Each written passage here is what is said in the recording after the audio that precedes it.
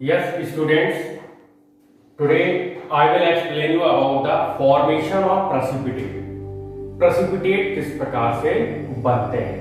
When potassium iodide solution is added to a solution of lead nitrate, जब भी हम potassium iodide का घोल लेड नाइट्रेट में मिलाते हैं तो ऐसी अवस्था में पीले रंग का प्रेसिपिटेट प्राप्त होता है, जिसे क्या कहते हैं?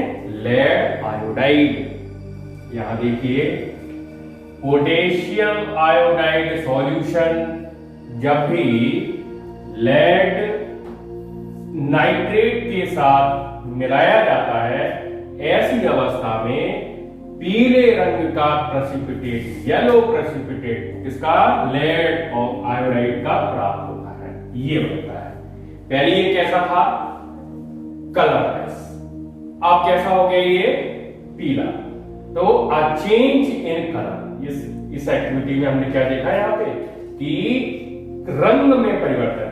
तो कुछ केमिकल रिएक्शंस ऐसी होती हैं जिसमें कलर चेंज होते हुए भी हम देखते हैं।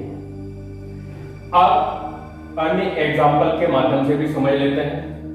The chemical reaction between sulphuric acid, जब भी हम सल्फ्यूरिक एसिड की रिएक्शन बेरियम क्लोराइड सॉल्यूशन से कराते हैं तो ऐसी अवस्था में बेरियम सल्फेट का व्हाइट प्रेसिपिटेट प्राप्त होता है। ये तो था आपका फॉर्मेशन ऑफ प्रेसिपिटेट। इन सभी इस तरह की जो रिएक्शंस होती हैं उसमें पीपीटी, प्रेसिपिटेट को हम शॉर्ट में कैसे लिखते हैं? PPT, precipitate form. अब हम जानेंगे चेंज इन कलर। कुछ केमिकल रिएक्शंस ऐसी भी होती हैं जिसमें रंग परिवर्तन देखने को मिलता है। तो यहां डेफिनेशन क्या बनती है? When citric acid reacts with potassium permanganate solution, जब भी हम सिट्रिक एसिड लेमन में पाया जाता है, इसकी रिएक्शन आप किससे कराना है? पोटेशियम परमैंगनेट सॉल्यूशन, घोल से। When citric acid reacts with potassium permanganate solution, then the purple color of potassium permanganate solution disappears. तो ऐसी अवस्था में क्या होगा कि पोटेशियम परमैंगनेट का जो पर्पल कलर गायब हो जाएगा।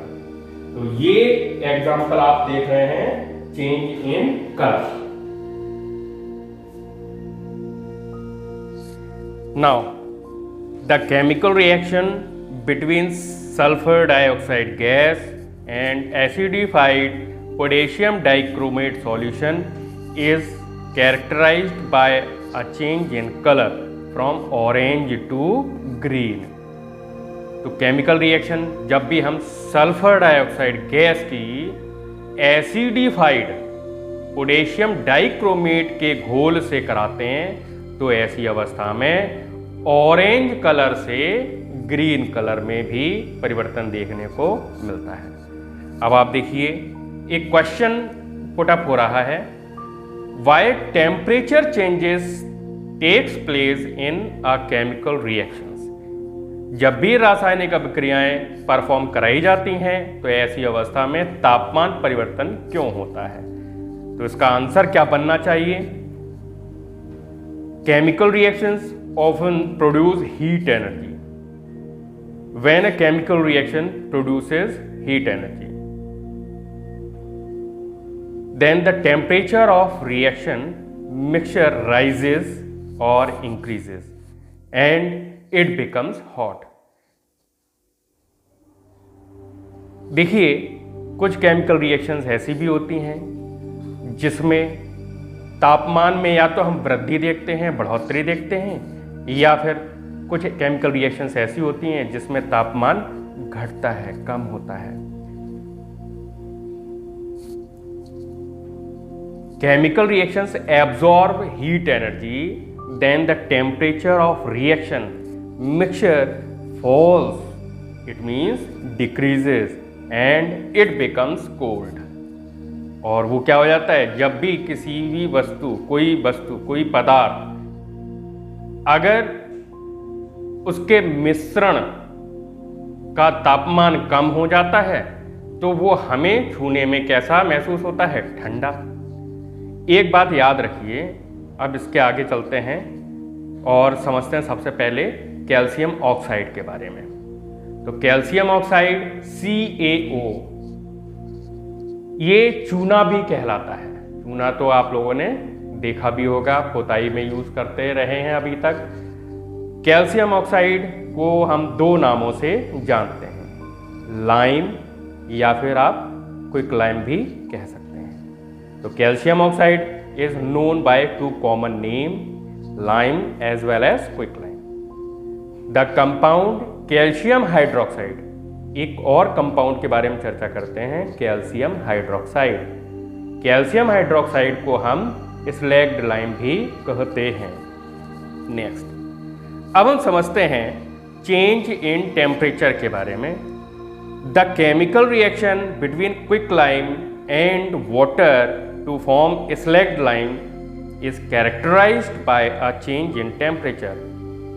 ऐसी रासायनिक अभिक्रियाएं जिसमें क्विक लाइम और वाटर मिलकर स्लैग्ड लाइम बनाते हैं। तो ये इस दौरान क्या देखते हैं हम कि तापमान में बढ़ोतरी होती है, यानी कि ये एक प्रकार की एक्सोथर्मिक रिएक्शन भी होती है। इसमें हीट इवॉल्व होती है। ऐसी अभिक्रियाएं या ऐसी रिएक्शंस जिसमें हीट एमिट आउट हो, हीट निकले, उसे हम क्या कहेंगे? Exothermic reaction. एग्जिट होना, बाहर निकलना, एग्जिट होना। एग्जिट EX, जैसा कि नाम से पता जानकारी मिल रही है, एग्जिट EX, एग्स। तो एक्सोथर्म, थर्म का मतलब क्या होता है? हीट। तो एक्सोथर्मिक रिएक्शन जिसमें हीट बाहर एक निकलती हो, इवॉल्व आउट होती हो, उसको हम एक्सोथर्मिक रिएक्शन कहेंगे। Next thing is the reaction between quick lime and water to form slaked lime is an exothermic reaction which means heat producing reaction. इसका मतलब ऐसी अभिक्रिया जिसमें हीट बाहर इवॉल्व हो रही हो, निकल रही हो। The chemical reaction between zinc granule, the chemical reaction between zinc granules and dilute sulfuric acid to produce hydrogen gas। ऐसी रासायनिक अभिक्रियाएं जिसमें जिंक धातु के जो दाने हैं, ग्रेन्यूल्स हैं, यदि उनकी रिएक्शन डाइल्यूट सल्फ्यूरिक एसिड से कराई जाती है तो ऐसी अवस्था में हाइड्रोजन गैस उसमें से एमिट आउट होगी, निकलेगी, प्रोड्यूस होगी। If it touch the conical flask it is found to be warm. अगर हम कोनिकल फ्लास्क के पात्र को जैसे ही हाथों से छूते हैं तो क्या पाएंगे कि पात्र गर्म हो गया। इट मीन्स इससे भी हमें पता चल रहा है कि ये एक्सोथर्मिक रिएक्शन है। It means in this reaction heat is evolving, the temperature rises during this reaction. Now next thing is the chemical reaction between barium hydroxide and ammonium chloride to form barium chloride. Ammonia and water is also characterized by a change in temperature. It is an endothermic reaction.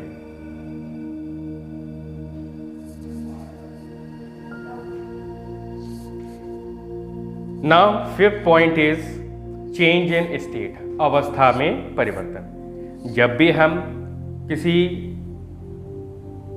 Wax it means मोम को जलाते हैं, it means मोमबत्ती को जलाते हैं, then water and carbon dioxide are formed. तो यहाँ क्या है, वैक्स ठोस अवस्था में है और वाटर आप जानते हैं लिक्विड, जबकि कार्बन डाइऑक्साइड क्या है, गैस है।